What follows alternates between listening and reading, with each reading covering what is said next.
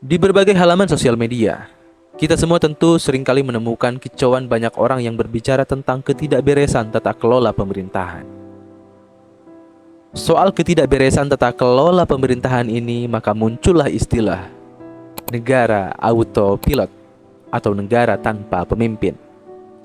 Istilah tersebut kita bisa bersepakat atau tidak bersepakat. Keberadaan seorang pemimpin bisa kita maknai masing-masing. Tetapi bagi saya, Indonesia terlalu besar untuk disandarkan pada bahu satu orang saja. Kita membutuhkan pemimpin bangsa yang ideal dengan kriteria jujur, penuh tanggung jawab, amanah, cerdas, berani, dan deretan daftar harapan lainnya. Tentu itu semua sah-sah saja. Pun kita menggugat atau mengkritik kepemimpinan penguasa agar tak berbuat zalim, itu juga sah-sah saja. Rasa kecintaan pada bangsa dan negara ini bisa kita ekspresikan dengan jalan masing-masing. Tetapi kawan-kawan, ada aspek lain yang jauh lebih penting dan tak boleh kita tinggalkan. Bagaimana kita mau dan mampu untuk bergerak dan berkontribusi untuk bangsa ini secara konkret? Pertanyaannya sekarang, apakah kita sudah melakukannya? Apakah kita sudah memulainya?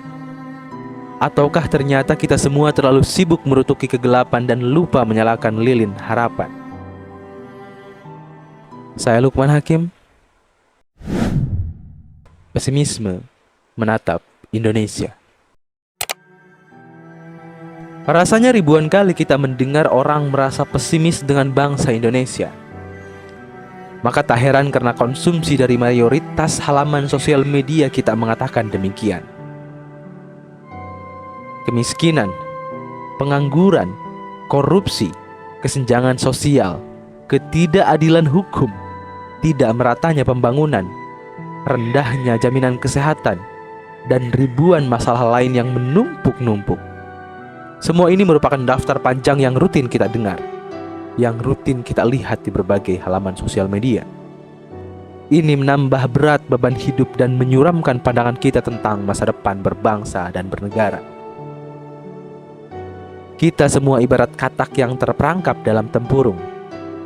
Dunia terasa gelap dan sempit. Seringkali saya kemukakan kepada kawan-kawan di berbagai organisasi yang merasa pesimis menatap Indonesia. Duduklah bersama orang-orang yang melakukan kontribusi positif dan konstruktif bagi bangsa. Bagi saya pesan ini sangat sederhana. Semua negara di dunia ini pasti memiliki permasalahan yang pelik di mata warganya. Apalagi negara-negara berkembang yang terlanjur harus mengejar standar kemajuan seperti Amerika Serikat atau negara-negara Eropa lainnya. Merutu kegelapan di langit Indonesia tidak akan mengurai masalah yang ada. Jadi kawan-kawan, duduklah dengan orang-orang yang melakukan kontribusi positif dan konstruktif untuk bangsa ini. Orang-orang yang menyalakan lilin harapan dan bukan merutuki kegelapan.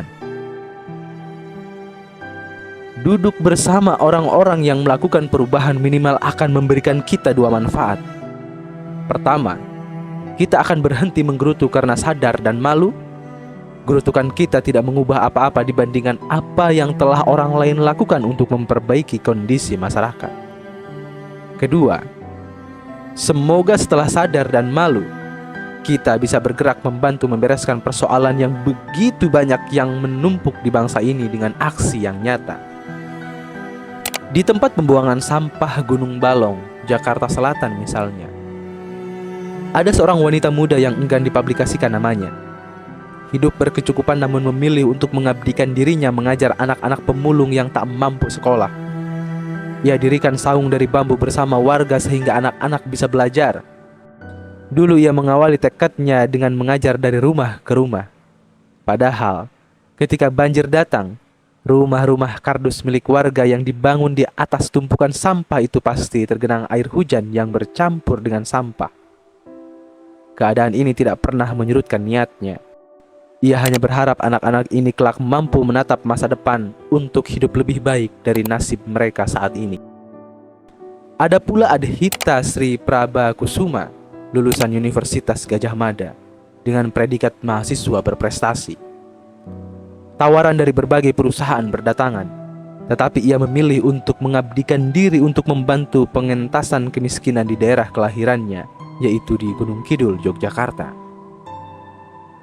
Kemiskinan menjadi penyebab tingginya angka bunuh diri di kabupaten yang terkenal kering dan tandus itu. Kemiskinan yang terjadi di daerahnya membuat Adhita gelisah. Alih-alih merutuk, ia berpikir untuk mencari solusi ekonomi. Maka disulaplah kawasan kering tandus dan susah air di Gunung Kidul menjadi kawasan peternakan ikan lele. Dengan kemampuan akademisnya, ia membuat pemuliaan lele sehingga tahan di lahan kering sekaligus membuat sistem pengairan untuk mengatasi masalah kekurangan air.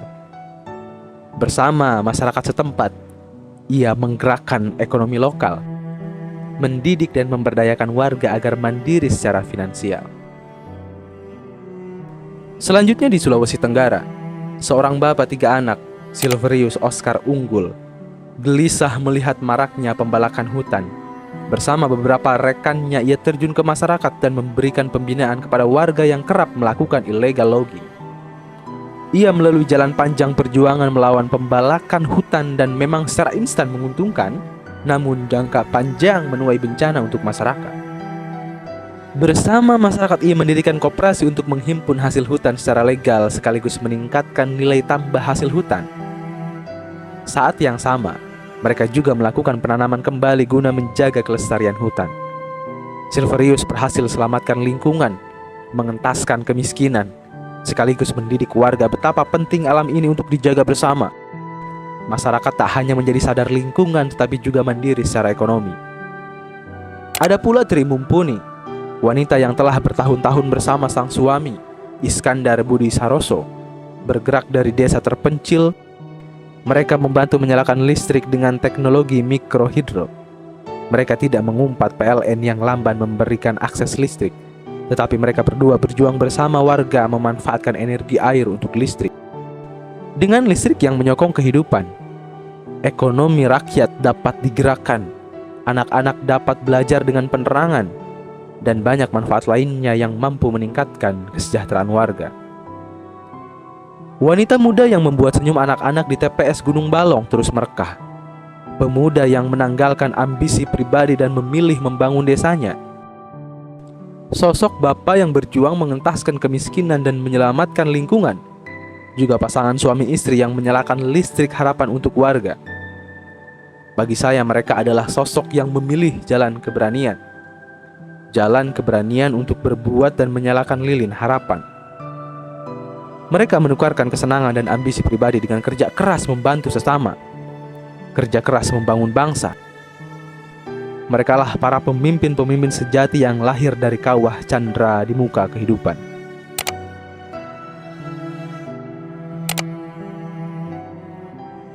Saya sudah lama meyakini bahwa kepemimpinan tidak pernah ditentukan oleh jabatan yang diterima. Pemimpin adalah soal kapasitas pribadi dan kebermanfaatan kita bagi masyarakat. Jabatan-jabatan struktural hanya alat untuk memberikan kontribusi, sama sekali bukan tujuan hakiki. Meminjam kalimat Arif Munandar,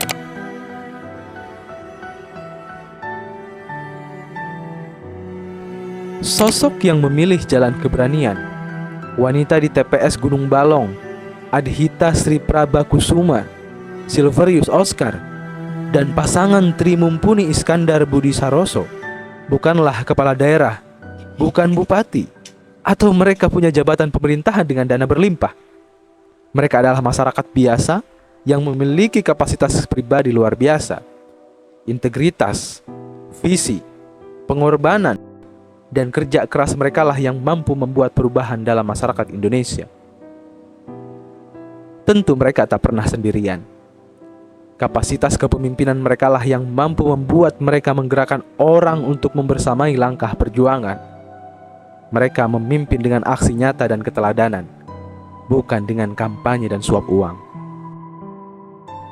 Kapasitas kepemimpinan mereka teruji di lapangan dengan seberapa besar kebermanfaatan yang telah berhasil mereka tebar.